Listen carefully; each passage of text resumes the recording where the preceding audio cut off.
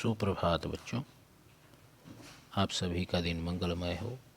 माँ भगवती आप सभी का कल्याण करे। आज दशम कक्षा में शेमुषी भाग 2 सौहार्दम प्रकृते है शोभा, इस पाठ का तीसरा भाग हम इस पीरियड में पढ़ेंगे। हमने इससे पहले 4 पेज तक का अध्ययन किया था। आज हम पेज नंबर 5 से पढ़ना शुरू करते हैं। इससे पहले सभी पक्षी जो राजा बनने की सभा हो रही थी, वाद विवाद चल रहा था कि राजा कौन होना चाहिए। उसमें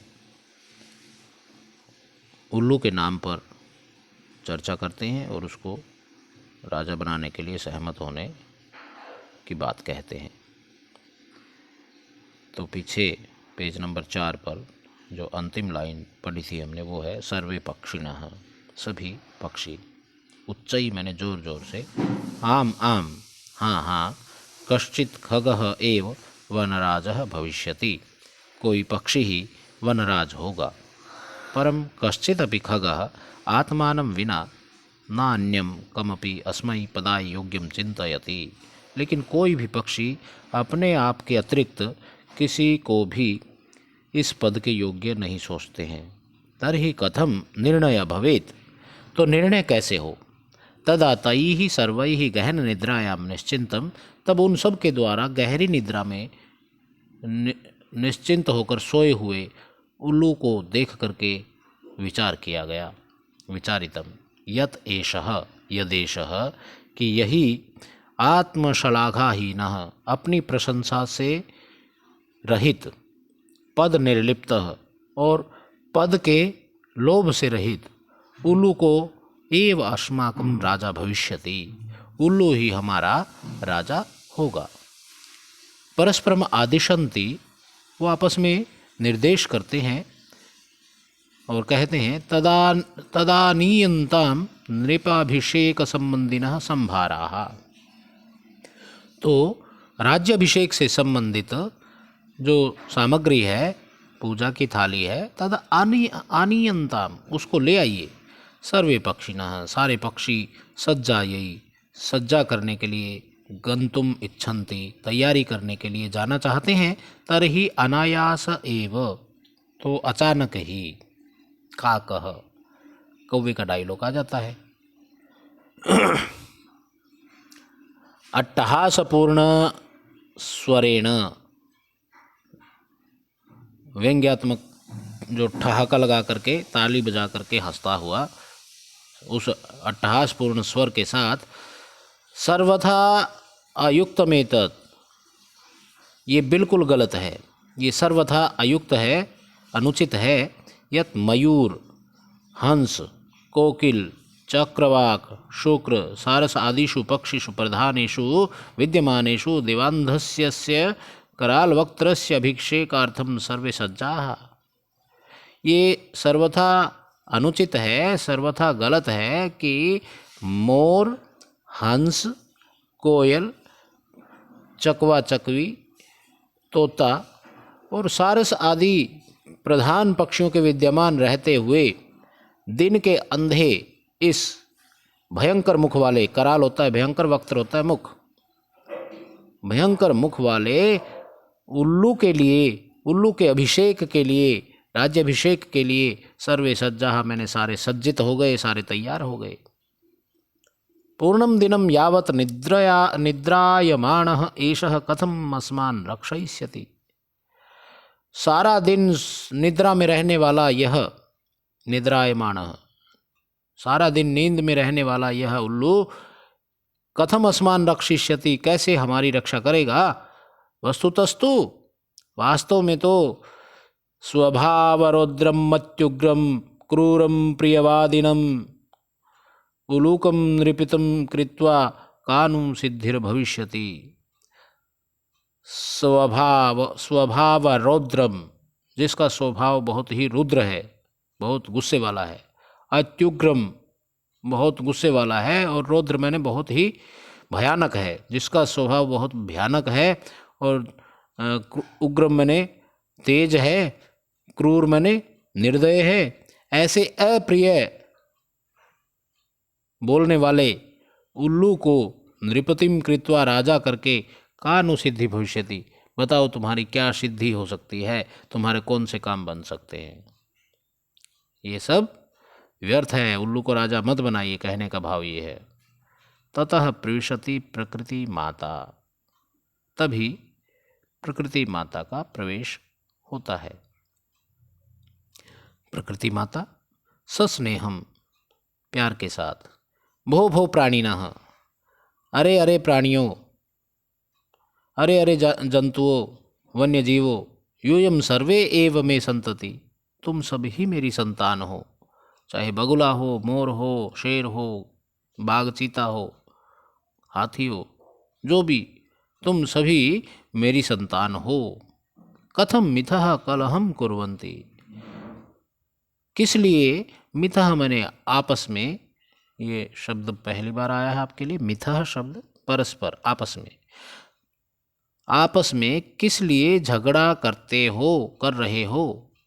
वस्तुतः सर्वे वन्य जीविनः अन्योन्याश्रिताः, वास्तव में सारे जीव जंतु, वन्य जीव एक दूसरे के ऊपर आश्रित हैं। सदैव स्मरत, सदा याद रखिए। ददाति प्रतिगृह्णाति गुह्यमाख्याति पृच्छति भुंक्ते भोजयते चैव षड्विध प्रीति लक्षणम। ददाति मैंने देना, प्रतिगृह्णाति मैंने लेना, गुह्यमाख्याति छुपे हुए को बताना, और पृच्छति मैंने पूछना।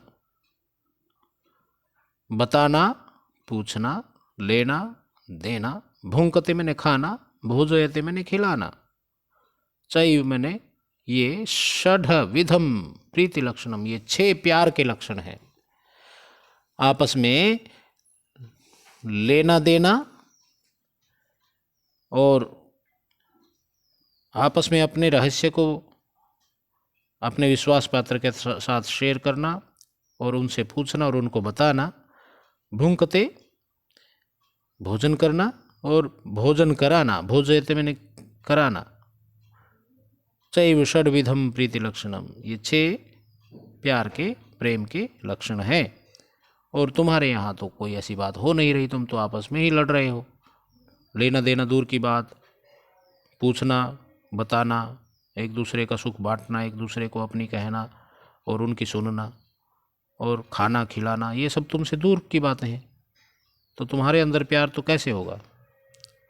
सर्वे प्राणिनः समवेत स्वरेण, सभी प्राणी समान स्वर से बोलते हैं। मातः कथयति तु भवती सर्वथा सम्यक, माता तो हमेशा, आप माता, आप तो ठीक कह रही हैं, और हमेशा सम्यक, सर्वथा उचित ही कहती है। परम वयम भवतीम न जानीमः, परंतु हम आप सबको नहीं जानते। भवतः परिचयः कः, आपका परिचय क्या है। प्रकृति माता, अहम प्रकृति ही, मैं प्रकृति हूँ। युष्माकम सर्वेषां जननी, मैं तुम सबकी जननी हूँ, जन्म देने वाली हूँ। ये जितना भी कल्चर है वो सारा मेरा ही है। यूयम सर्वे एव मे प्रियाः, तुम सभी ही मेरे प्रिय हो। सर्वेषां मत कृते महत्वम विद्यते, सभी का मेरे लिए महत्व विद्यमान है। न तावत कलहेन समयम वृथा यापयन्तु, तो कलह से, झगड़े से बेकार में समय न गवाएं।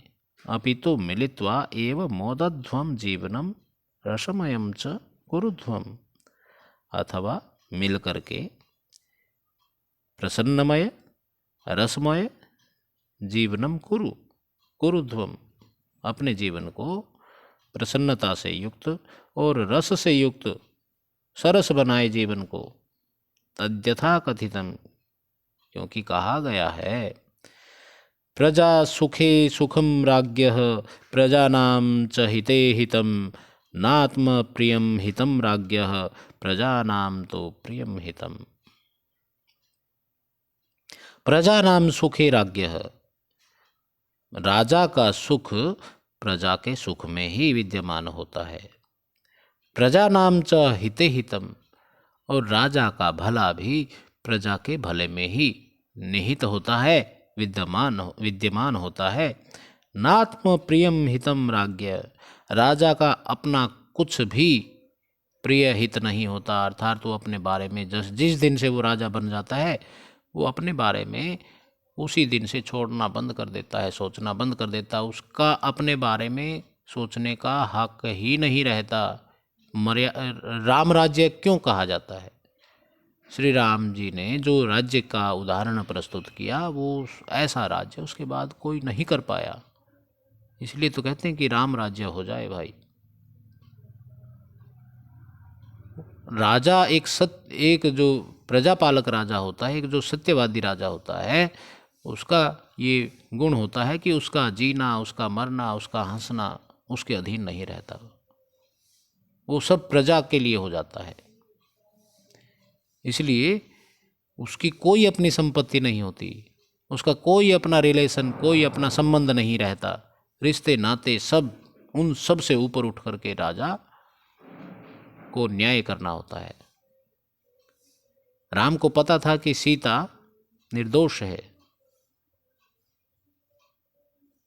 ये जानते हुए भी, क्योंकि सीता जो राजा है, राजा प्रजा की संपत्ति हो चुका था और उसको प्रजा का सुख, प्रजा को प्रसन्न रखना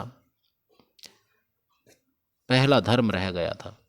इसलिए तो कहा है स्नेहम दयाम सौख्यम च यदि वा जानकीमपि मुंचतो आराधनाय लोकस्य नास्ति मुंचतो में व्यथा। भाई इस प्रजा की भला करने के लिए यदि मुझे जानकी का भी त्याग करना पड़े, सीता का त्याग भी करना पड़े, तो मेरे लिए कोई दुख की बात नहीं होगी, मैं उसका परित्याग कर दूंगा। परंतु मेरा सबसे पहला धर्म है अपनी प्रजा को प्रसन्न रखना।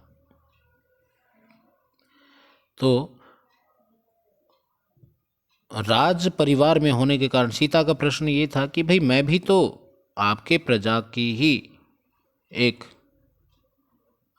हिस्सा हूँ, मैं भी तो आपकी प्रजा में ही आती हूँ, और आप जानते हो कि मैं निर्दोष हूँ, फिर भी आप मुझे देश निकाला क्यों दे रहे हो, मुझे परित्याग क्यों कर रहे हो? तब राम ने कहा कि आप मेरे परिवार में हो, और न केवल आप परिवार में ही नहीं हो बल्कि मेरी पत्नी भी हो। इसलिए यदि मैं जानते हुए ये निर्णय करूँगा तो फिर कौन उदाहरण मानेगा? ये कहेंगे कि अपने परिवार के लिए ही, अपना सोच करके ही राजा ने ऐसा किया है। तो सत्य जानते हुए भी कई बार राजा को जहर पीना होता है। ऐसा ही इस प्रकार का उदाहरण वही कर सकता है प्रस्तुत जो सर्वथा त्यागी हो, सर्वथा मोह से रहित हो। तो इसलिए बहुत इम्पोर्टेंट श्लोक है, ये एग्जाम में आ सकता है। प्रजा सुखे सुखम राज्ञ, प्रजा के सुख में ही राजा का सुख होता है। प्रजा नाम च हिते हितम, और प्रजा के हित में ही राजा का हित होता है। नात्म प्रियम हितम राज्ञ, और अपना प्रिय हित राजा का कुछ भी नहीं रहता, और जो भी प्रिय होता है वो प्रजा के लिए ही होता है। प्रजा नाम तो प्रियम हितम। और भी दूसरा श्लोक है, अगाध जल संचारी न गर्वम याति रोहितः अंगुष्ठोदक मात्रेण सफरी फुरफुरायते। अगाध जल संचारी, गहरे विस्तृत समुद्र के जल में संचरण करने वाली, तैरने वाली, रोहित मैंने विशाल मछली, गर्वम न याति, कभी भी घमंड नहीं करती।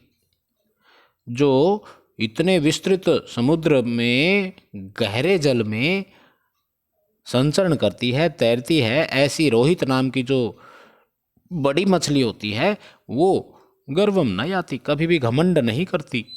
अंगुष्ठोदक मात्रेण, और अंगूठे भर पानी में, उंजली भर पानी में तैरने वाली जो छोटी मछली होती है, सफरी छोटी मछली को कहते हैं और रोहित बड़ी मछली को कहते हैं।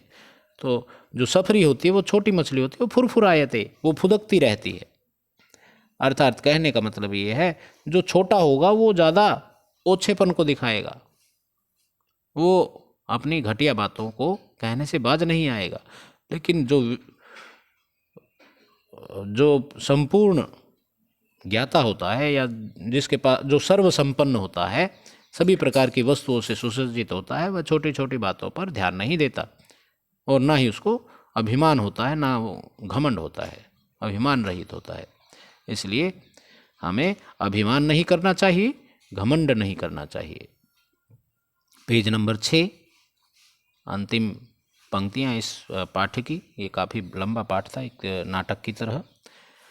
अतः भवन्तः सर्वे अपि सफरीवत् एकैकस्य गुणस्य चर्चां विहाय, इसलिए आप सब उस छोटी मछली के समान एक एक के गुणों की चर्चा को छोड़ करके सारे ही मिलित्वा मिल करके प्रकृति सौंदर्याय, प्रकृति की सुंदरता के लिए, वन रक्षायै च, और वन की रक्षा के लिए प्रयत्न कीजिए, प्रयास कीजिए। सर्वे प्रकृति मातरम प्रणमन्ति, सभी प्रकृति माता को प्रणाम करते हैं। मिलित्वा दृढ़ संकल्पम च गायन्ति, और मिल करके दृढ़ संकल्प के साथ गायन करते हैं, गाते हैं। प्राणिनां जायते हानि परस्परं विवादतः, अन्योन्य सहयोगेन लाभस्तेषां प्रजायते। प्राणिनां जायते हानि परस्परम विवादतः, परस्पर विवाद करने से प्राणियों की हानि होती है। आपस में अपने सहयोगी जनों के साथ ही लड़ने झगड़ने से अपना ही नुकसान होता है। परस्पर विवाद करने से प्राणियों की हानि होती है। अन्योन्य सहयोगेन, और एक दूसरे के सहयोग से, एक दूसरे का साथ निभाने से, लाभः तेषां जायते, उनका लाभ होता है। जब हम एक दूसरे का सहयोग करेंगे तो हम उन सब का और अपना लाभ करेंगे, और जब हम आपस में विवाद करेंगे तो हम सभी प्राणियों की हानि करेंगे। इसलिए आपस में लड़ना नहीं चाहिए। तो ये बच्चों पाठ था आपका। इसमें कितने सारे डायलॉग हैं देखो। शेर, बंदर, कोयल, कौवा, हाथी, सिंह दोबारा आ गया, फिर बगुला, मोर,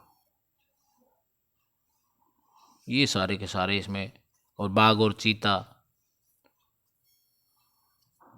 और प्रकृति माता, ये इसके पात्र हैं इस नाटक के। इतने पात्रों ने इस नाटक में भाग लिया। तो ये पाठ आपको अच्छा लगा होगा, ये नाटक आपको बहुत अच्छा लगा होगा। आप इसको मन से अध्ययन कीजिए। और इसके बाद है अभ्यास, जो है इसका अभ्यास कर लेते हैं हम। वन राजा कई दुरवस्थां प्राप्तः, वन के राजा के द्वारा, वन का राजा किन के द्वारा बुरी अवस्था को प्राप्त हुआ? तो वानरैः, बंदरों के द्वारा।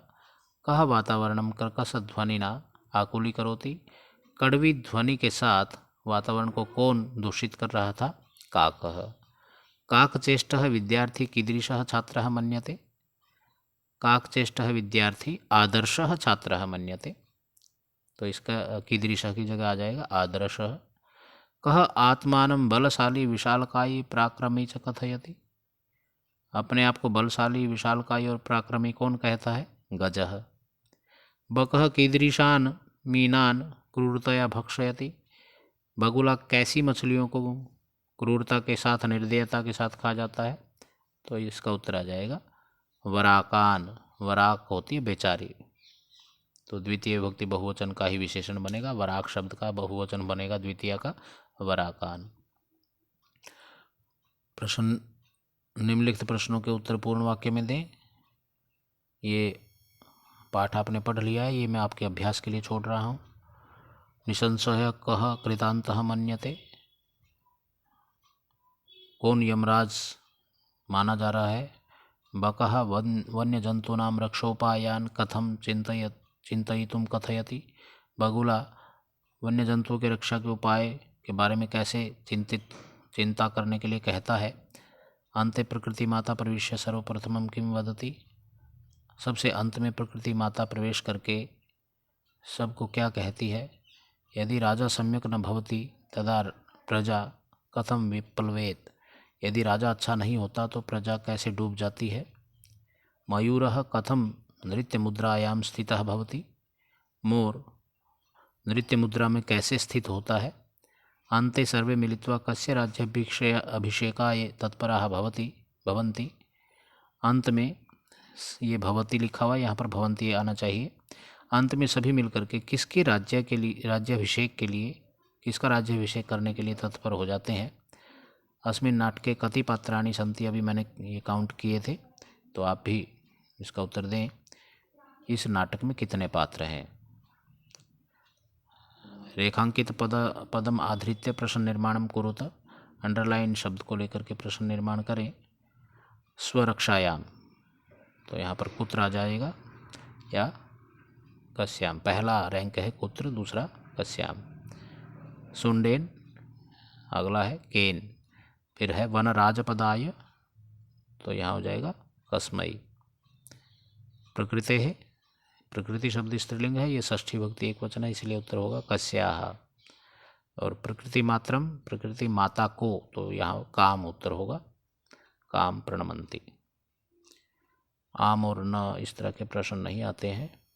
ये रिक्त स्थान ऊपर मंजूषा दे रखे हैं, आप इसको सॉल्व करें। पाठ आपने पढ़ लिया है, इस प्रश्न को भी मैं आपके लिए छोड़ रहा हूँ अभ्यास के लिए। गृह कार्य वाच्य परिवर्तन कृत्वा लिखत। वाच्य परिवर्तन करके लिखें।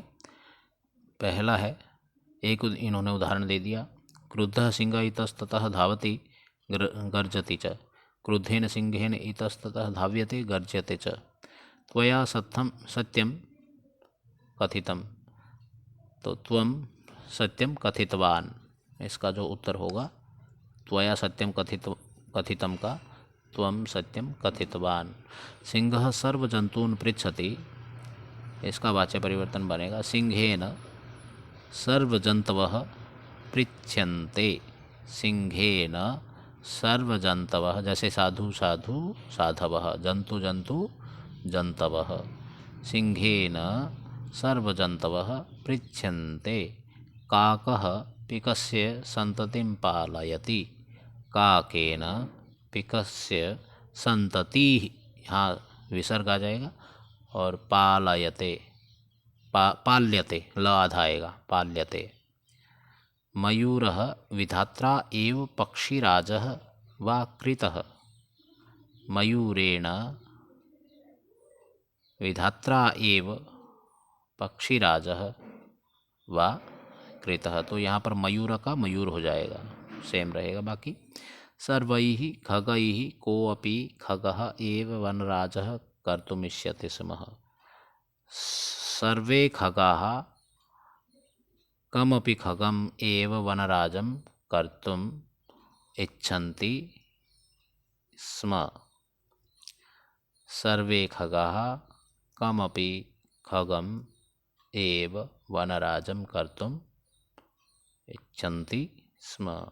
सर्वे मिलित्वा प्रकृति सौंदर्याय प्रयत्नं कुर्वन्तु। सर्वै मिलित्वा प्रकृति सौंदर्याय प्रयत्नं कुर्वन्तु का लोट लकार हो जाएगा। इसका अभी मैं थोड़ा सा माफ़ कीजिएगा, कुर्वन्तु शब्द का लोट लगा, क्योंकि आपके पाठ्यक्रम में लट लकार ही लगा हुआ है। इसका मैं आपको देख के बताऊंगा, अभी थोड़ा ध्यान नहीं हो रहा है। समास विग्रहम समस्त पदम वा लिखत। समास विग्रह करें अथवा समस्त पद लिखें। तुच्छ जीवई, तुच्छैः जीवैः, तृतीय तत्पुरुष समास हो जाएगा। वृक्षोपरि, वृक्षस्य या वृक्षाणाम, एक वचन भी लगा सकते हो षष्ठी विभक्ति का, और बहुवचन भी। वृक्षाणाम उपरि या वृक्षस्य उपरि। पक्षी नाम सम्राट, पक्षी नाम सम्राट, तो पक्षी सम्राट हो जाएगा, क्ष पे छोटी की मात्रा ही रहेगी, नाम हट जाएगा बीच में से। स्थितः प्रज्ञाः यस्य स स्थित प्रज्ञः, स्थित प्रज्ञः। अपूर्वम न पूर्वम। व्याघ्र चित्रका, चित्रकऊ है ये, व्याघ्रः च चित्रकः च, ये दो मात्राएं आएंगी का के ऊपर। व्याघ्र चित्रकऊ, व्याघ्रः च चित्रकः च। तो ये था बच्चों आपका ये संस्कृत ड्रामा सौहार्दम प्रकृते शोभा। उम्मीद करता हूँ आप इससे लाभान्वित होंगे, अच्छे से तैयारी करेंगे। और थोड़ा सा मुझे एक शिकायत भी है, आजकल क्लास में जो संख्या देख रहा हूँ वो कम अटेंड हो रही है। बेशक ये आप इसको बाद में अटेंड कर सकते हो, वो बात अलग है, परंतु एक जो प्रेजेंटेशन होती है, एक जो आपकी अटेंडेंस जाती है, वो उस समय आप अपसेंट हो जाते हो। तो इसका ध्यान रखें, क्लास को पूरी तरह से अटेंड करें। आप सबका दिन मंगलमय हो। माँ भगवती आप सभी का भला करे, मंगल करे। जय हिंद, जय भारत।